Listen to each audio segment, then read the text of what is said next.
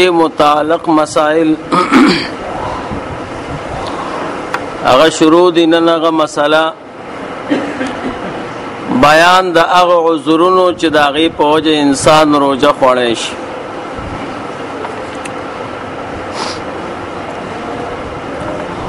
روجهدار ته په رمضان المبارک کې چې شریعت د روجې د خوړلو اجازت کړی د عذر په وجه، نو هغه لس عذرونه دي او لس څیزونه دي چې د هغې په وجه باندې شریعت مسلمان ته اجازت کړی که ته روجه خورې نو خیر دی. په هغې کې پهله نمبر 30 سفر دی. یو سړی د خپل کور نه د داسې ځای د تللو د سفر اراده وکړي چې د ده د کور او د هغه ځای ترمنځ 78 کیلومیټر فاصله وي، 2 کم 80 کیلومیټره. د داسې ځای اراده وکړي نو دی چې د خپل علاقې د چونګي نه وځي نو دی مسافر دی، نو په دې سفر کې که د شپې او ورځې راځي او د رمضان روجه خوري نو خیر دی، مسافر ته اجازت دی. او که تکلیف ورته نه وي نو روجه نیول افضل دی، ځکه سفر کې خو به دا لږ تکلیفي او بیا چې د ټولو خلکو کوجي او ستا روجه وي نو بیا ګران وي. نو الله فرمایي وان تصوموا خیر لکم، که روجه مونیونه دا ستاسو دپاره ډېره بهتره ده. نو دې ته سفر وایي. نو د سفر په مسایلو کې څلورو ضروري خبرو ته خیال ساتئ. ټولې خبرې نه کېږي، ښه تاسو ته پکې زه راغونډومه. څلورو خبرو ته په سفر کې خیال ساتئ.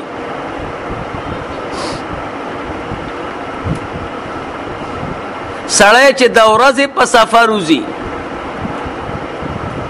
مثال په طور ته لاهور ته ځي او د سبا د بانګ نه وروستو روان شوې، شپه دې کور کې وکړه او سبا در باندې روخته او سبا د بانګ نه وروستو روان شوې او ته وې زه مسافر یم روجه خورم نو نیشې خوړی، تاله روا نه دي. روا اله ده چې ستا شپه هم په سفر کې راشي او چې شپه دې په کور کې وکړه او سبا بانګې در باندې ووې او بیا د خپل کلي نه ووتې په سفر، روجه دی نیولی وا نو تبه یې نه خورې، تا دپاره روجه خوړل حرام دی. او که چا وخوړه نو قضا پشته او کفاره پې نه، خو ده دپاره خوړل ټیک نه دي، نه به خوري. دا چې شپه هم راشي په سفر کې. دویم نمبر مسله، که یو سړی په کور کې روجه نیولې وه او ماته یې کړه قصدن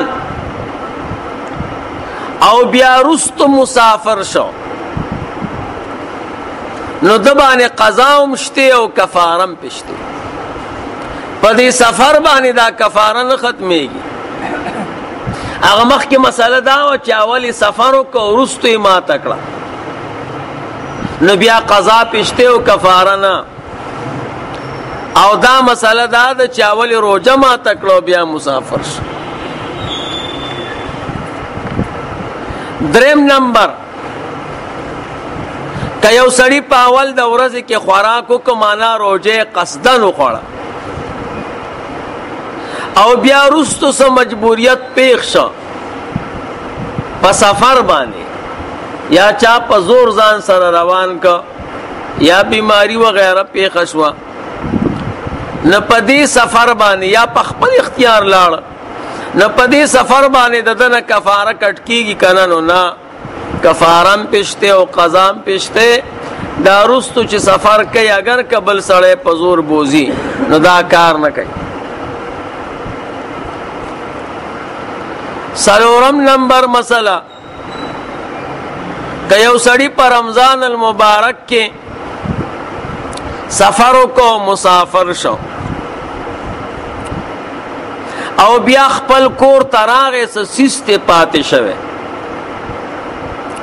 او کور کې خوراک وکړو سفر یې کټ کړی نه دی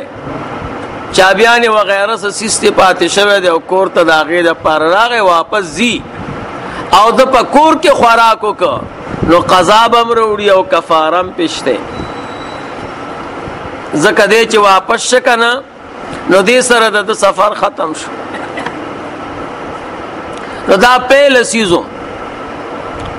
دویم نمبر بیماری ده یو سړی بیمار شه په رمضان کې نو شریعت وایي د دپاره دا روا دي چې دا روژه وخوري نو دا ورته روا دي. نه بیماری کې شپږو مسلو ته خیال کوئ. نمبر 1 کمی بیماری باندې روژه خوړل روا دي هغه 3 صورت دي. یو صورت دا چې سړی وایي که زه روژه ونیسم نو مړ بشم. نمبر 2 دی وایي که زه روژه ونیسم نو زما یو اندام به کنډم شي نو دا سړی به روژه خوري دله دا روا دي. او دریم نمبر دا چې دی وایي که زه روژه ونیسم نو زما بیماری به سیوا شي نو هم به روژه وخوري او بیا به دوباره قضا راوړي. اوس دا بیماری پیژندل به څوک کوي چې دی داسې بیمار دی چې ده ته اوس روژه خوړل روا دي بیماری سیوا کېږي اندام خرابېږي یا مړ کېږي نو د هغې 3 طریقې دي. یا خو د دې بیمار غالب ګمان دی چې زه مړ کېږم یا تجربه د مخکې داسې شوي دي چا روژه نیولې ده نو مړ شوی دی یا اندام یې خراب شوی او یا ورته یو نیک ډاکټر خبر ورکړی نو دې 3 صورتونو کې چې د بیماری پته ولګېدله نو روژه خوړل روا دي. څلورم نمبر یو سړی روغ دی بیمار نه دی خدای وایي که زه روژه ونیسم نو بیمارېږم ډاکټر ورته ویلي دی هلکه ستا ګردې کمزوري شوي دي او اوس ټیکې خو که روژه دې ونیوه نو بیا به دې کار خراب وي نو لا بیمار شوی نه دی نو دا په شان د بیمار دی روژه خوړل ورته روا دي. شریعت کې دومره توسع ده. 5م نمبر که د یو سړي د تبې نمبر تبه پې راتله یو ورځ یا 2 ورځې پس او دغه ورځ د تبې نمبر دی د ویاسم تبه د تبې نمبر دی تبه به راځي او د خوراک وکړه مخکې د دې نه چې تبه ښکاره شي نو ګناهګار دی که نه نو نه ځکه د تبې د ورځې نمبر دی او راځي به نو که مخکې خوراک یې وکړه نو خیال. 6م نمبر مسله که یو سړي د تبې نمبر و چې نن پې تبه راځي او روژه ماته کړه په دې توهم چې تبه به راځي خو تبه پې را نه ده تبې دا خپله ورځ پرېښوه نو ده باندې کفاره شتې دی به کفاره ورکوي. نو احتیاط دا دی که چا باندې تبه راځي چې تبه راشي نو بیا دې وخوري. دا 2 څیزونه شو سفر او بیماری. 3م نمبر زنانه په خېټه باندې بچی دی یا وړوکې ماشوم ته پی ورکوي. 4م نمبر دغه زنانه چې په خېټه باندې اولاد دی یا ماشوم ته پی ورکوي دا دواړه وایي که موږ روژه ونیسو نو موږ به مړي شو او یا به دې ماشوم ته بیا پی نه میلاویږي دته به نقصان ورسیږي نو دا دواړه زنانه روزه خوړی شي. شریعت وایي قضا به راوړي او کفاره پې نشته. پنځم نمبر حیض دی. زنانه او خاص بیماری د میاشت کې راځي چې هغه راله نو روزه به خوري. نو که دا ورځ یو زنانه باندې دا بیماری راله نو بس روزه دې وخوري. شپږم نمبر نفاس دی چې کله اولاد وشي او د هغې نه وروستو کومه وینه راځي هغې ته نفاس وایي. نو روزه خوړل ورته روا دي.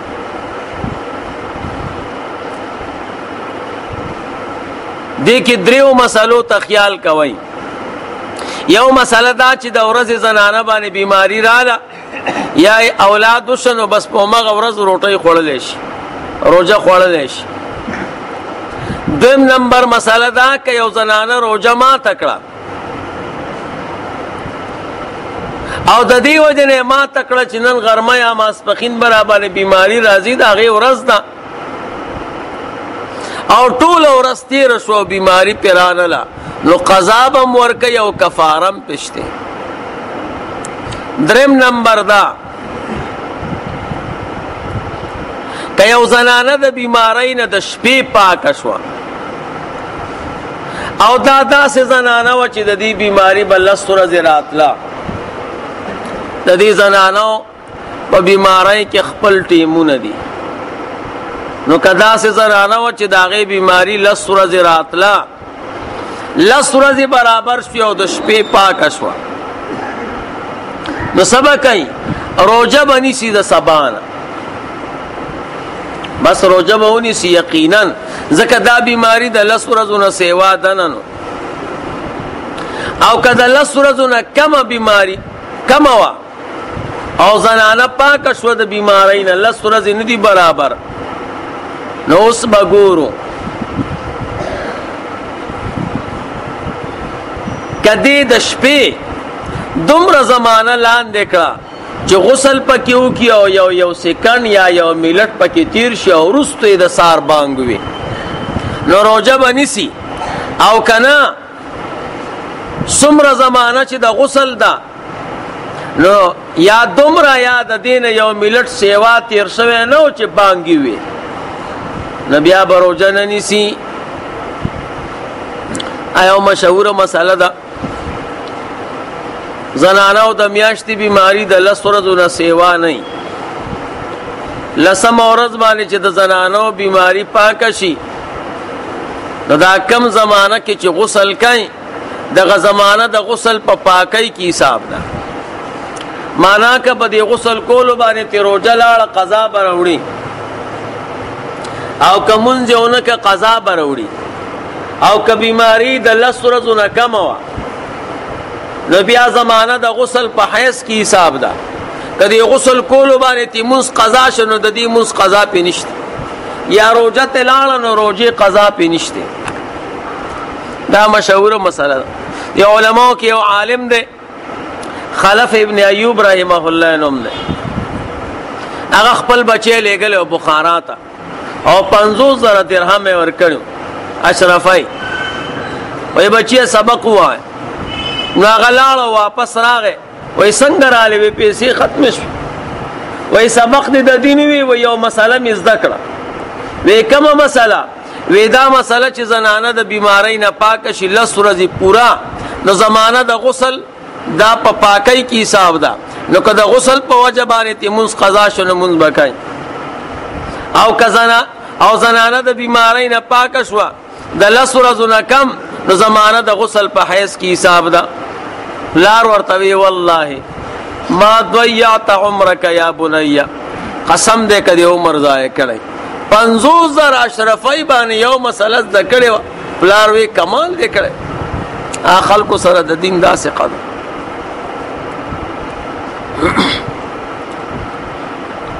وم نمبر هغه عذر چې په هغې سره روژه سړی خوړی شي هغه تنده ده. او 8م نمبر لوږه ده. یو سړی په روژه کې داسې تږی شو یا داسې وږی شو چې مړ کېږي، نو ځان به مړ کوي که نه؟ نو نه، بس روژه دې وخوري دا ورته روا دی شریعت وای خپل ځان ستا باندې د خپل ځان هم حق دی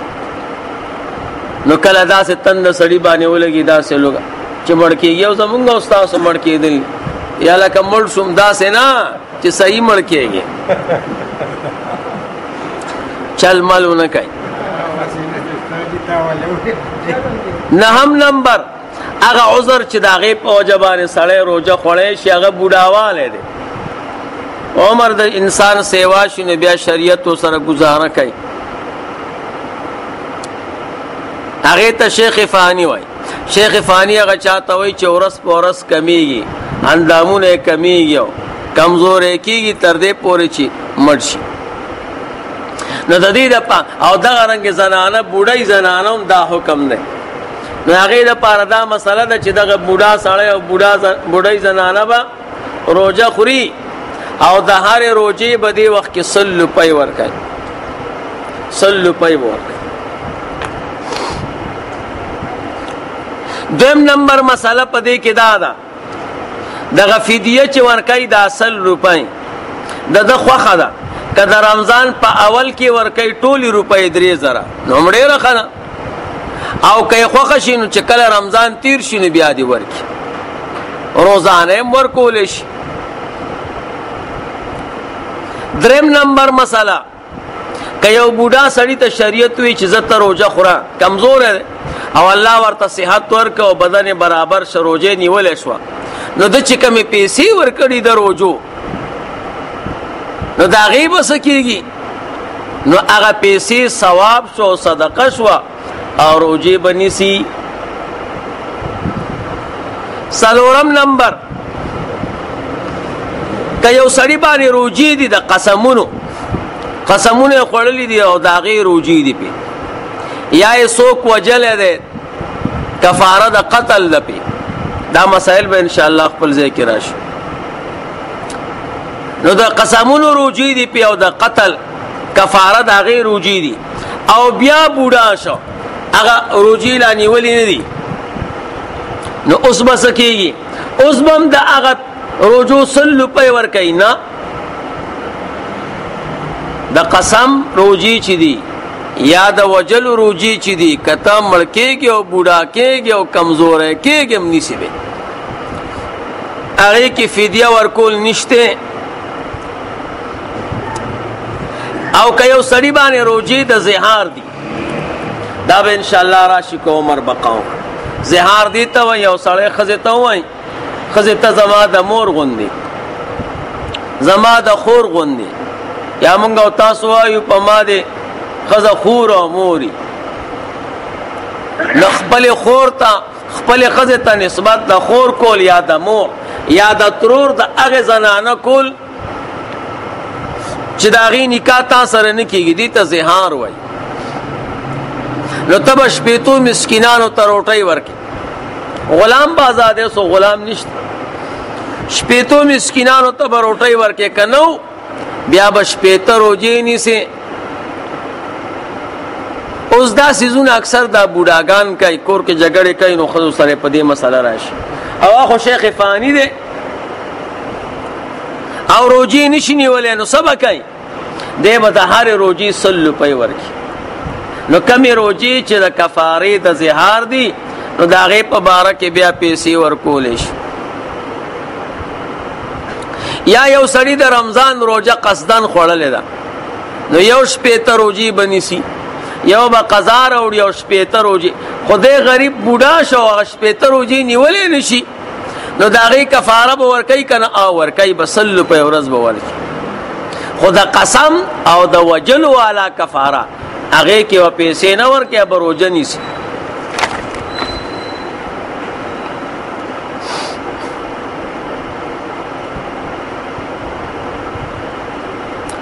که یو سړي نه د رمضان المبارک روژه قضا شوه په یو عذر د عذرونو نه دا مخکې چې کوم عذرونه تیر شو او د باندې داسې وخت رانغی چې دی پکې دغه روژې قضا راوړي نو قضا پې شتې که نه یو سړی بیمار دی او هغه بیمارۍ کې وفات شو روغ نه شو مسافر دے سفر کی وفات شو کور ته نه دی راغلی د قضا وخت ورته نه دی میلاو او مړ شو نو د دې رجوع قضا پشته نه د دې کفاره پشته نه او که روغ شو نو چې څومره اندازه روغ شوی دی معنا 10 روجي خوړلې دي او دی روغ شه 3 ورځو کې او بیا مړ شو نو د 3 ورځو قضا پشته او کني کفاره به ورکړي یا یو سړی مسافر دی او 10 ورځې روجي خوړلې د شکور تراغه 3 ورځې تیر کړي او بیا مړ شو نو د دې 3 ورځو ده څومره اندازې چې کور کې یا په صحت کې تیر کړي نو د دغه به ورکه وغه باقی بنور دغه د خو مړ شو نو دغه کفاره به د سنه ورکه د دې مړي د اعمال بدري سی شي نو 3 مې سی نه به ورکه 2 سی د وارثانو دی او یو د دې مړي دی دی له ورکه او سړی به وصیت کوي چې بچانو زه خو مړ کېږم ما باندې دومره روجي دي او قسمونه دي او که وصیت یې ونه کو وارث وي یاره زما پلار دی او زه خامخا ورکوم بیا ټیک ده ورکولی شي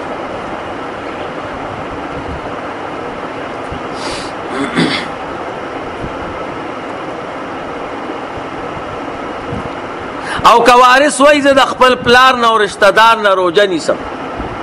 پیسې نه ورکوم نو کولی شي که نه روجه به د چانه نشي نیولی او مونځ به د چانه نشي کولی یو سړی بل له روجه نشي نیولی او یو سړی بل له مونځ نشي کولی که یو سړي نه د رمضان المبارک روجې قضا شي په عذر په وجه او بل رمضان راغی او د پیل رمضان روجې نه دي قضا یې نه ده روړې نو څه به کېږي نو پیله به د دې رمضان روجه نیسي بعد کې به بیا قضا راوړي دا دویم رمضان چې راغلی نو د دې روجې به ونیسي ځکه دا به بیا قضا شي او چې کم قضا دی هغه به بیا وکړي که یو سړي نفلي روجه نیولې وه او دی ماتی بغیر عذر ناروا دي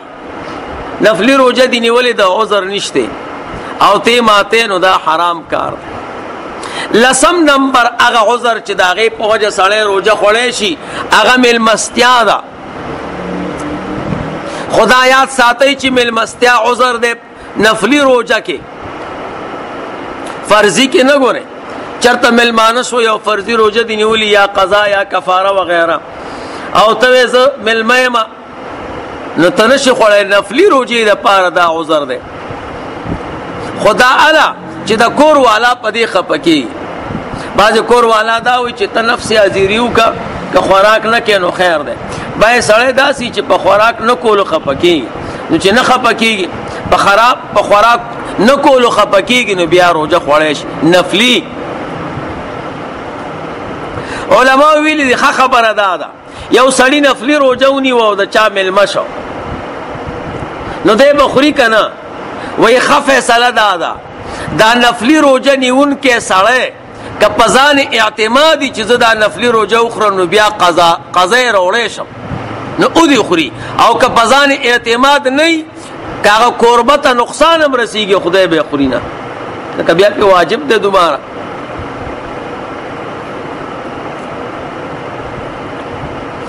خدا میلمستیا چې عذر دی اور نفلی روجه کې دا د ماسپخین نه پیله که وروستو پیله ګورئ چې زوال وشي او د ماسپخین وخت داخل شي بیا میلمستیا عذر نه دی بیا به یې نه خورئ دا چې ماسپخین وخت داخل نه وي د زوال نه پیله عذر دی او د زوال نه وروستو صرف یو صورت دی هغه صورت دا ده چې تا نه مور او پلار خفه کېږي او مور او پلار دې عاق کوي نو که مازدیګر وي نو د مور او پلار دپاره بیا خوړی شي د مور او پلار ډېر لوی احترام او قدر دی او دا میلمستیا عذر دی په حق د میلمه کې هم او د کوربه کې هم بعضې کوربه خفه کېږي چې میلمه ورسره خوراکونه کوي یو سړي واجب روجه نیولې ده یا فرضي د هغې دپاره میلمستیا عذر نه دی 5 نمبر مسله په میلمستیا کې دا ده یو سړی کسبګر دی دیاړي مار دی دی وایي که زه روجه ونیسم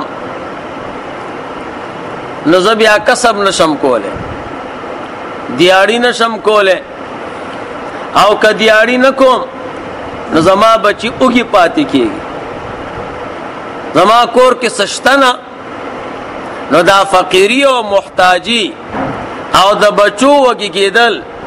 دا د دې سړي دپاره عذر دی نه د ده دپاره عذر نه دی چې یو سړی د کسب په وجه باندې بچي وږي دی او دی وایي که زه روژه نیسم نو بیا کسب او دیاړي نشم کولی دا عذر نه دی درود شریف